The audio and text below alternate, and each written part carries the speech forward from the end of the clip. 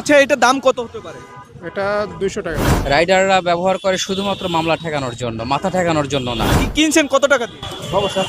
রাজধানীতে স্বল্প সময়ের জন্য রাইডিং শেয়ার করে থাকে বাইক রাইডাররা, আর এই বাইক রাইডাররা যাত্রীদের সুবিধার জন্য হেলমেট ব্যবহার করে থাকেন।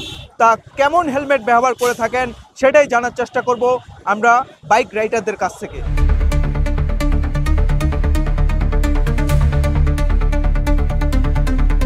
ভাই, এই যে হেলমেটটা ব্যবহার করতেছেন একটু দেখতে পারি?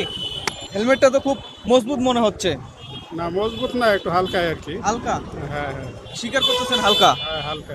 দর্শক, আপনারা দেখতে পাচ্ছেন আমার হাতে একটি হেলমেট রয়েছে।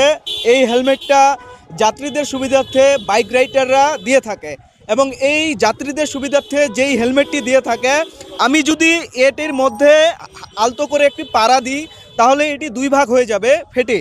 এবং এই হেলমেটটি তারা ব্যবহার করতেছেন যাত্রীদের সুবিধার্থে। এবং কতটুকু নিরাপদে যাত্রীরা এই হেলমেটটি তাদের মাথায় পরিধান করে তারা নগরবাসীর জন্য একটি স্বল্প সময়ের জন্য তারা পৌঁছে যাচ্ছে তাদের নিজ গন্তব্যে।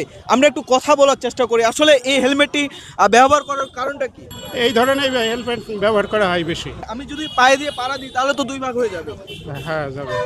তাহলে এটার তো সমস্যা হতে পারে, যদি কোনো দুর্ঘটনা ঘটে তাহলে তো অবশ্যই সমস্যা হবে। হ্যাঁ আপনার মাথায় আমি একটা হেলমেট দেখতেছি, এটা তো খুব মজবুত মনে হচ্ছে আমার কাছে। নেক্সট টাইম এটা চেঞ্জ করে আছে, ভালোটা নিব। আচ্ছা, এটা দাম কত হতে পারে? এটা 200 টাকা। তো 200 টাকা? 200 টাকার হেলমেট দিয়ে আপনারা ব্যবহার করতেছেন যাত্রীদের সুবিধার্থে, আর যাত্রীদের বিষয়টা ভাবতেছেন না যে তাদের কি হতে পারে। আচ্ছা, এই হেলমেটটা যে আপনারা ব্যবহার করতেছেন এটা কতটুকু কার্যকর হচ্ছে আপনার বলে মনে হয়? এটা জানি না সঠিক। এটা তো হচ্ছে নরমাল আমার দেখে। হ্যাঁ বলছে আমার সমস্যা ছিল। এটা কথা বলেন, কথা না, না। বলেন। আচ্ছা, এটা কিনছেন কত টাকা দিয়ে? ভাই, আপনার হেলমেটটা একটু দেখতে পারি? এটা তো মনে হচ্ছে ভাই খুবই নরমাল একটা হেলমেট। Normal helmet. এই হেলমেটটা ব্যবহার করার কারণ কি? এটাই পাবলিক পছন্দ করে এখন। হালকা পাতলা এটাই পছন্দ করতেছে? হ্যাঁ পছন্দ করতেছে। কান ঢাকা হেলমেট পছন্দ করে না, গরম কষ্ট হয়। খোলামেলা আছে, হালকা পাতলা ছোট বউ, এটাই পছন্দ করে। আচ্ছা, এই হেলমেটটাতে পাবলিক পছন্দ করতেছে। এই হেলমেটটা যদি আলতো করে কোথাও কোনো দুর্ঘটনা ঘটে যায় আপনার সাথে, বা যাত্রীদের কোনো আঘাতপ্রাপ্ত হয়, অবশ্যই হেলমেটটা খুব একটা কার্যকরী মনে হবে না আমার। এতে আপনি কি বলতেছেন? আচ্ছা আচ্ছা। এটা মোটেও সেফটি না, এই হেলমেটটা।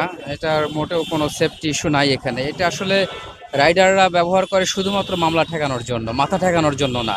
পুলিশ ধরলে মামলা দিচ্ছে, তাদেরকে শক্ত হাতে এটা হ্যান্ডেল করতে হবে যে আপনার এই হেলমেটটা চলবে না, এটাকে টোটালি রিফিউজ করে দিতে হবে। এইটা নিয়ে আপনি মামলা ঠেকাতে পারবেন না। হেলমেটের তো একটা ন্যূনতম সেফটি ইস্যু গ্রেড থাকবে, সেই গ্রেডের হেলমেট আপনাকে ব্যবহার করতে হবে। আমরা কথা বলে জানতে পারলাম যে বাইক রাইডারদের কাছ থেকে যাত্রীদের সুবিধার্থে যেন বাতাস লাগে মাথায়, এবং প্রচুর পরিমাণে সুবিধার্থে এই হেলমেট তারা ব্যবহার করে থাকেন।